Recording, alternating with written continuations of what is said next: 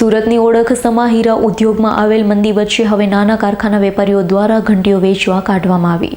સુરતના હીરાની મંદીએ ભારે કરી હોય તેમ નાના કારખાનાના વેપારીઓ ઘંટી વેચવા કાઢી સુરતના વરાછા અને કતારગામ સહિત ભંગારના ગોડાઉનમાં ઘંટીઓના થપ્પા જોવા મળી રહ્યા। સ્ક્રેપનો વેપાર કરતા વેપારીના ગોડાઉનમાં જૂની ઘંટીના થપ્પા લાગ્યા।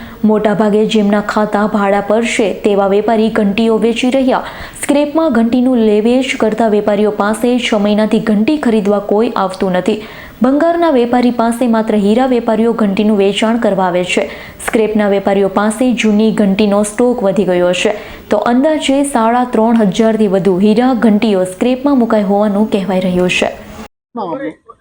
मनोजभाई जोशी। मनोजभाई कई રીતનો માહોલ છે મંદિરનો, શું કહેશો? અત્યારે આમ જોવો તો હીરામાં બહુ બધું મંદીનો માહોલ છે।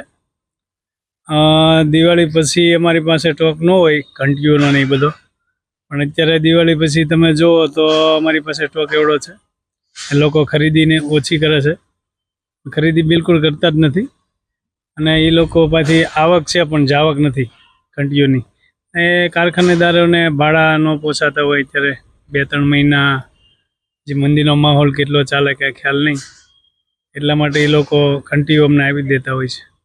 કેટલો તમારી પાસે અત્યારે સ્ટોક આવેલો? અત્યારે જેવો વેપારી 400, 500, 1000, 2000 એવા બધા અલગ અલગ વેપારી પાસે પડી હોય। Bureau report S9 news Surat.